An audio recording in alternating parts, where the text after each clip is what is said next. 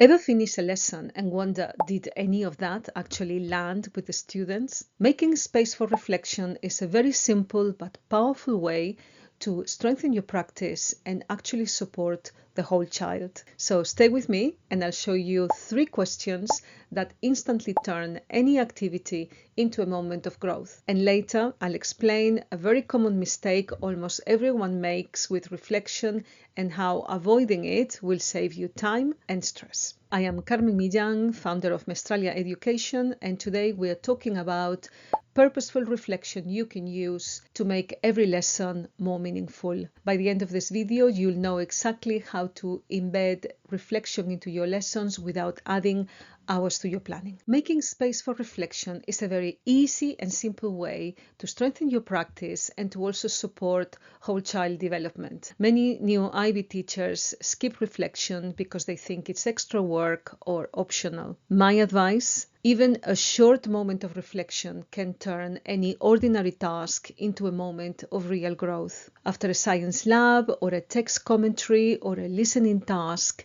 instead of moving straight into the next activity, take a moment to pause. Just ask your students, how did that go? What aspect did you find most challenging? And listen.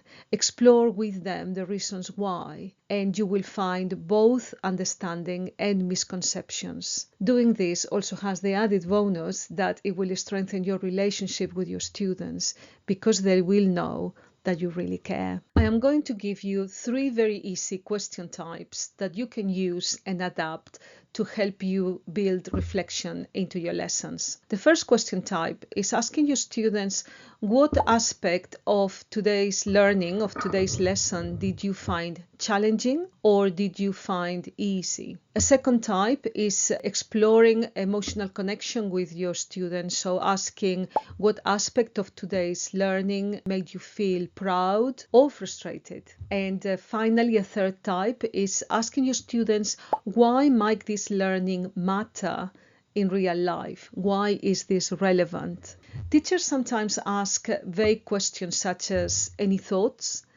And when we do this, students usually freeze or give surface answers. Targeted questions like the ones I'm proposing invite emotional response and emotional awareness without putting anyone on the spot. You can use these questions in class, also in journals, or even as a quick emoji check-in. Remember, my suggestions are just question types that can be adapted, should be adapted to suit the age and the needs of your students. Adaptation keeps reflection meaningful and age appropriate. So use emojis, for instance, for younger learners and deeper open-ended prompts for older students. Pick one reflection question, decide the format, whether you're going to use it in a class discussion or as part of a journal or an emoji check-in, and step 3, adapt the language to suit your students' age and needs. When you put reflection into practice,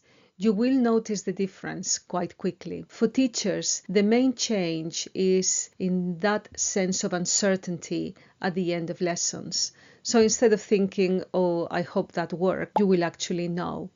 And that can bring a strong sense of confidence in your own practice. For students, something deeper happens. They become aware, more aware of their own learning, not just what they've learned, but how they approach learning, the challenges they had, how they felt. And that awareness strengthens understanding. And over time, you will see that there is a bigger impact in the relationship you establish with the students, which will also impact your classroom routines and the whole lesson atmosphere. As you can see, very small, thoughtful adjustments that can have long-term impact. Remember the common mistake I mentioned at the start? Here it goes. Asking vague, one-size-fits-all questions doesn't help anyone. Choose one thoughtful, adaptable question each lesson and give your students and yourself a clear moment of growth. This is your action.